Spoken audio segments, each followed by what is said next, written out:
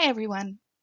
In this Caregivers Echo session, we welcomed IPSO trustee and chair of our Professional Providers and Caregivers Board, Lynn Garrick, as speaker. Lynn is program director for AME Community Services, which is a residential provider for those living with Prader-Willi syndrome in Minnesota, USA. Lynn was joined by her colleague, Claire Poor-Harmon, who is recruiting and hiring manager for AME. And their presentation provides strategies and advice on attracting and retaining PWS caregivers based on their extensive experience working with PWS caregivers, or as they're called, direct service providers, or DSPs in the US. So our thanks to Lynn and Claire for a great presentation, and here it is. Enjoy. So this presentation is how to attract and retain caregivers for group homes. That's what we call them here in the United States. And it's an ongoing issue and something that's very near and dear to all of our hearts. So I thought that I would start off just with a few brief slides about the difficulties that every one of us faces globally here in the United States. And that's what I'm going to be talking about because that's where I'm from. We call our care providers or our carers DSPs, and that stands for Direct Support Professionals. And so here we have a turnover rate of employees at about 51.3%. That's huge. So half of our employees turn over every year. And our average wage, I don't know how that compares to you guys over there, but it's relatively low at $13 an hour, which is not much. And so we really needed to start in the beginning with why is there such a high turnover? And as we know, this is a really high stress environment. There's aside from the group there in Switzerland, there's a lack of training globally to be how to be a DSP, how to be a good DSP, and how to manage the stress of caregiving. And as we know, turnover really does affect the individuals that we support. We know that when there's high turnover, there's high stress for them. There's a lot more behaviors. They have decreased quality of life when we don't have stable, reliable support staff for our individuals. So our jobs as DSPs are extremely, extremely important for these people's well-being. So a lot of places have chronic openings. There's a lot of overtime for our staff, right? Because we're always short-staffed. And you see that the cost of a DSP and the turnover per one person is almost $5,000. So if you equate that to a medium-sized company of say 200 to 300 employees, and you're losing half of your staff, that's a lot of money per year. So this is a significant problem and one that we need to tackle, not only attracting, but then retaining these people, because not only does it affect the mental health and the well-being of our individuals we support, but it also affects the bottom line as an organization. So why do we hypothesize that there's such a high rate of turnover? We know that there's burnout because this is such an emotionally demanding field. There's managers and supervisors that really aren't effective. People don't get along with a lot of managers, so it really is trying to build that company culture of support and engagement and making your job fun. Let's see. Oh, and I'm going to turn it over to Claire for the rest here. Thanks, Lynn. So where to start where we're tackling this issue of high turnover and effective managers? I started going to grad school for a graduate degree in healthcare administration. And one of the first classes I took was human resource management. And at that point, I realized after being in the field for 7 years as a direct support professional and then a home site supervisor, we call them a program coordinator, the manager of each home, I realized how difficult and inefficient it was that the recruiting, hiring, setting up an interview, onboarding, doing 20 pages of paperwork for new hires, that all landed on Lynn as a director and myself as a coordinator, on top of staff scheduling, resident needs, doctor's appointments, and just day-to-day life. So I came in as the recruiting and hiring manager for our metro region in the Minneapolis-St. Paul area in Minnesota. So what I do is recruit and set up interviews on site or on the phone, and coordinate staffing across our 9 different homes. So I am able to also act as another resource, as someone who's been a DSP and a coordinator and a supervisor of a home. I have all the background knowledge to help staff answer questions about things. And we're enabling retention by increasing opportunities to find that right fit for the home among our 9 houses in this area. Just like our individuals, we want our staff to find a place where they feel comfortable. They like the work environment. They're collaborating on a team that has similar work style. So the kind of mission that we came up with for the position is we're trying to support our DSP staff with the same person-centered practices that guide our individualized support for our PWS individuals. So what do they want? What do they need to succeed? And how do we help them develop?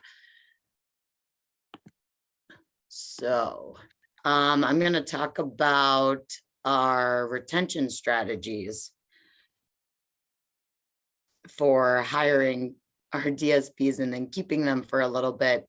I initially started at AME as a direct support professional, and then became the site supervisor of a new home with a new resident, brand new staff, everything new. So kind of figuring out all the pieces. And what I saw was we would have staff come in and not finish the first 30 hours of training, because in the first year, you know, we're all learning about each other. This individual was highly behavioral, with 2-to-1 staffing in a home by himself.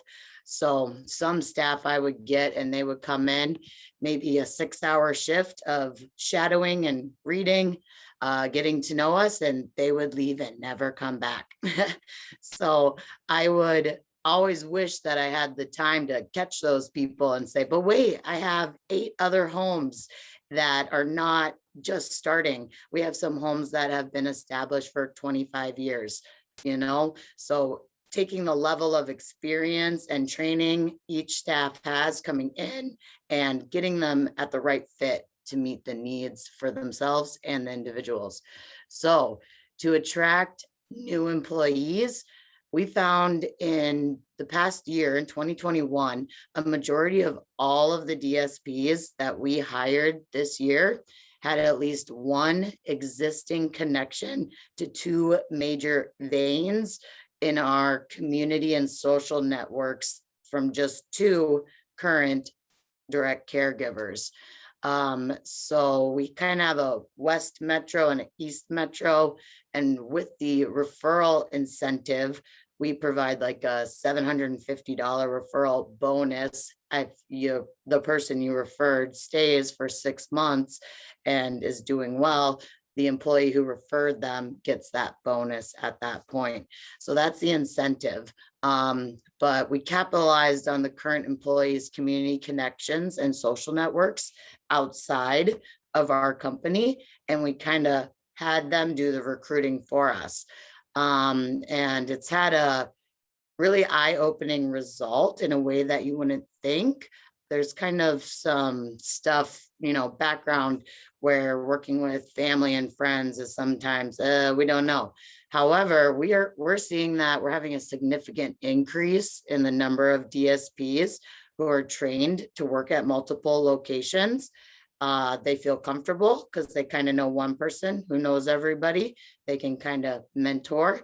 We have increased communication and productivity among these home-based teams. They have already established social norms, communication.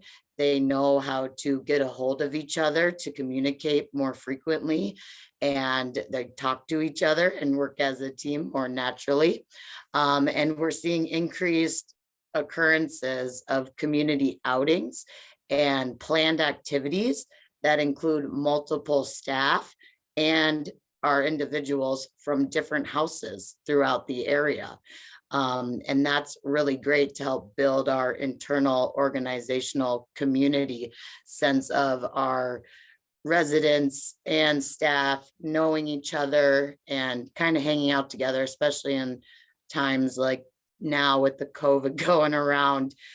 We are often looking for stuff to do together. So also we're seeing the individuals that we support, they're watching positive relationships and team building strategies among our staff. And by just being around that in their home, sharing that with an employee's work environment, they're receiving the same benefits that are often associated with a great workplace culture. Our individuals get that too. So the next slide, these are actual quotes from our online applications. So when you go online to apply and get referred, you fill out a short questionnaire.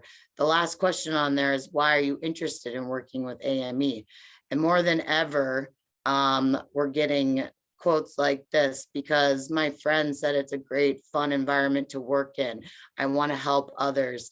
And I heard all about how great it is to work at AME. And that's been the number one thing that is attracting people when they're telling their friends and referring people they know in their social networks and communities, is that it's a good place to work. We treat our staff with respect and support. We're helpful instead of disciplinary, and support them in the same way that we support our individuals to reach their goals. So with attracting new employees, we do the referral bonus program, which I talked about, and that has been the source of probably 95% of the new staff that I hired in 2001. It's kind of nice to go into an interview with somebody or a phone call, and you know that they know somebody and somebody referred them because they think they'd stay for 6 months and be a good worker. We also use social media, Facebook, things like that. We have recruiting platforms through organizations like ARM and ARC and DSPs through our Department of Human Services site. Local colleges and universities, they have their own online site for students looking for jobs. I'm a student too currently, so I took advantage of that and got on a site called Handshake, and students practice putting their resumes, skills, classes on there, and you can search by their program they're in university, and you can narrow it down to nursing or psychology or education or disability studies. And we also utilize job fairs at these too. During COVID, they had some online job fairs and at some conferences too. We really want to make an investment into the future of our employees. And I think that's important for not only attracting employees, but retaining them, is making sure that they understand that, hey, we're here to help you either stay here and move forward or reach your own career goals, right? So how do we support you in doing that? And that really starts with the onboarding process. We ask them about their career goals, and we provide paid training for school for them, and some tuition reimbursement. we want to do sustainable staffing. And so this can be providing a mentorship for a career track in the DSP. So that can be, you're going from a DSP and then you're hooked up with a mentor internally to maybe become a supervisor or a lead staff. Maybe you want to becoming a nursing assistant. That's great. We'll help pay for that. And then you can do some additional tasks that are at the level of a nursing assistant. So really balancing the ongoing education of the best PWS supports and what they bring to the table as with their own skills. And we really want to create this DSP role as a career choice, not just I'm going to do this for a few months and go to do the next thing. We want to make this your home for many, many years to come. But what we do is much like what you're doing there in Switzerland. We don't necessarily have a huge classroom filled with many, many people, but we do provide Prader-Willi specific training. And that is probably looks very similar to what you're doing there in Switzerland. We chunk it into some behavior, right? That's a big aspect. So you can read all of the different training modules that we have, much like you're doing there, but it's really important to understand why you're doing what you're doing and having a good understanding from the beginning before you try to put some of the stuff into action. So many people are unsatisfied with their job if you looks at statistics online because they don't have good training and they don't understand what to do in situations. So it's very important that you have a robust training program, and that's ongoing. Every year you're doing additional Prader-Willi specific training, as well as training in the routine competencies of being a DSP. So another way to train people, I'm not sure if you've ever heard of this. It's called NADSP. What that stands for is the National Alliance for Direct Support Professionals. And so this is a website that provides a host of training in the broad field of direct support. So that can be conflict resolution internally. It's just virtual opportunities, right? Online. We also utilize College of Direct Support. This is another online platform where there's so many training modules. And what we as organizations can do is we can upload training modules also. So we can create internal training modules, Prader-Willi specific, and put them online here. So these are websites that anybody can go to and get some really, really good training.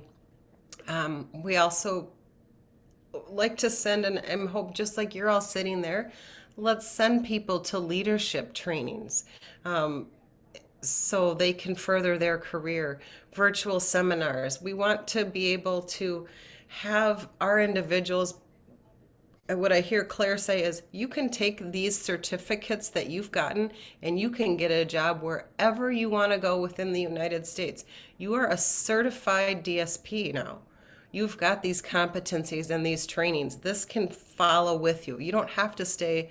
We'd like you to stay at our organization, but you can go anywhere. So we're trying to set them up for future success, and that in turn makes them want to stay.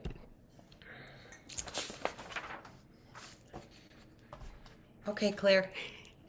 So the 5 parts we're putting together here to hit the goal of retaining staff is we put them on a career track. Like Lynn said, we're developing skills in the workplace. I've have some staff who start as young as 17, and from that age to have the responsibility of being a caregiver, responsible for 24/7 oversight of somebody with Prader-Willi syndrome builds all kinds of internal skills that you will use at every job you have for the rest of your life.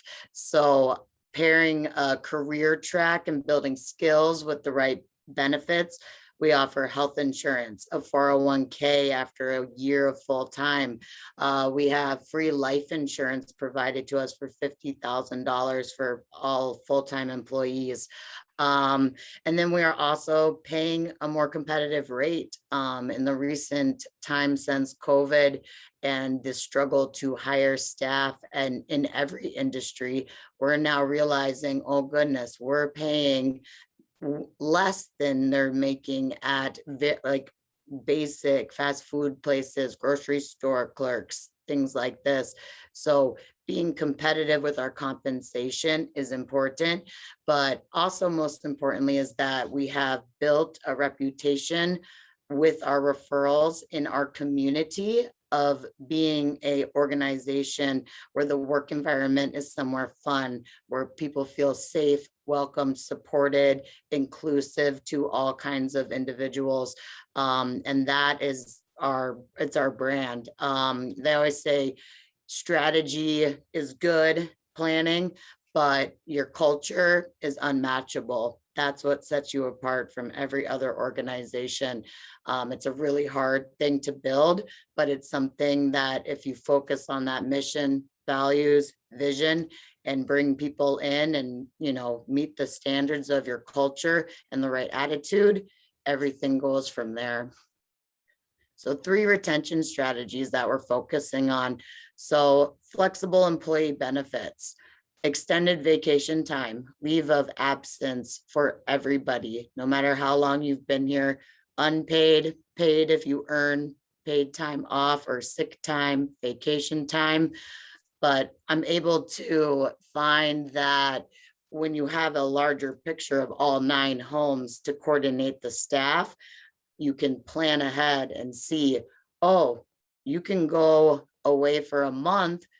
That's okay, because we're recruiting and hiring brand new direct support professionals into a casual fill-in position.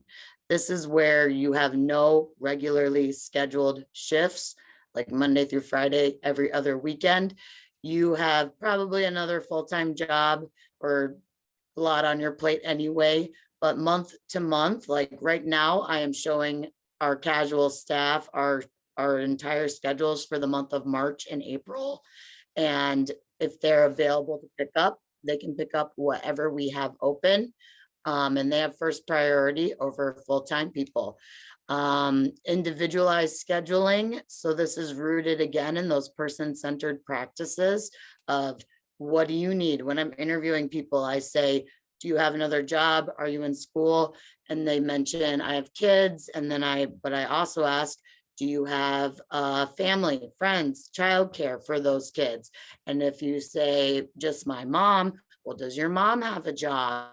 Yeah. So your availability is also her availability. So really getting down to helping people and helping staff to determine when they can be at work from my internal experience of how it takes and what it takes to get places. And why do we do this? This supports long-term employment of a high demand position. If we did not allow somebody to take a week off for bereavement or something a month into this position, it would be all for nothing. That rate of the $4,500 it costs to hire somebody, and then we lose them and do it again. I don't think it's worth it if I can get people in these casual positions to cover for them for a week, even though they've only worked here for a month. So also these lower wages, the $13 an hour average, they demand flexible scheduling around another job, because most of the people I hire have 2 full-time jobs, CNA or DSP, another organization, and I create their schedules at our organization around the schedule they already have. So supporting that, the need, and acknowledging you do need 2 jobs to make it in this world nowadays. Also, we've had an increase in the immigrant worker population. So people who are coming from African countries. We have several staff who are from Liberia, and they come to the United States and they work in this industry. However, when you need to go home, it's hardly worth the money if you don't stay for more than a couple weeks, kind of thing. So allowing them to go away for a month. I have a lot of staff whose family pass away and they get a month off 2 months into their job. And that again is like an unmatched benefit in our area in the United States, to be able to take a month off. If you don't have enough earned time to pay you off, that's okay. You will still be off, but you will be unpaid. However, you will be coming back to a full-time position, the same one that you left, which often doesn't happen. And this is supportive of our individuals, because those long-term trusting relationships that secure food security and stuff like that, those benefit our individuals. So it seems like a good thing to do. So the second strategy is creating that pathway to leadership, creating the next goal, just like we do in person-centered practices. We want there to be a next level that's achievable, that isn't all or nothing kind of thing. So we created a position, an advancement opportunity, and we call it our DSP preceptors. These are our lead staff at each home, and they take on some responsibilities of managing the home. This helps our coordinators, our supervisors not get burnt out with management tasks. And it lets our DSPs feel like they have responsibility and they get to learn and be on that track to being a frontline supervisor one day. This benefits our Prader-Willi syndrome individuals because it makes their workplace a happier place to be. And this also benefits our agency for strategic planning. If we want to open a new home and move some new residents in, we already have some people internally and can do a slower, more supported transition into these supervisor jobs with somebody that we know and has a good performance record. This also supports the NADSP goals for professionalizing the workplace. They outline we need a career ladder and like make it the same across the country. So having these different levels really supports people and attracts them just to the workforce industry as a whole. So, and then the goals at the end, retention. We incorporate discussion of their career goals into their annual performance reviews. We create opportunities for the shared teaching and learning. And just like the ECHO slogan kind of is, all teach, all learn. I have learned more from our Prader-Willi individuals than I think they could ever learn from me. So that shared teaching between them is awesome. And we do this with the same person-centered practices and self-determination of goals that we do with planning support services. And the long-term DSP employment means strong, long-term supportive relationships and providers for our PWS individuals. This is important to their success because they thrive on consistency, familiarity, competent execution. They need to know that you know what you're putting on their plate, and that lowers the behaviors, lowers the anxiety. And like we said before, individuals who receive the stable, reliable supports and experience, they have a better quality of life. So hopefully you've gotten some of this, some strategies or some ideas of how to attract and maybe retain some employees. But really, if you think broadly about this topic, the vision for the future is what we see as DSPs really need to be seen as a profession. I go to school to be a nurse or to be a physician or a lawyer, whatever. That's a profession. We need to see DSPs as a profession. This is something highly respected. You're doing great, work for people. And so perhaps there's some sort of accreditation or certification credentialing for a DSP. Could it be on the same health and human services track at a university? What we call nursing assistants. They take a 1,200-hour certification class, and I can go to any nursing home, any care home, any hospital and get a job. That's what I see the future of the DSPs, is that we can kick out competent staff, but they can take that anywhere, basically in the country or maybe even in the world, with their certification. And we hope to somehow get that into a college curriculum that needs continuing education to maintain that certification. Also, to gather legislation or whatever to make sure that we're paying our individuals livable wages. Claire said most of our employees have 2, sometimes 3 jobs to make ends meet. And that's horrible. I hope that that's not that way everywhere in the world, but that's the way it is here in the United States.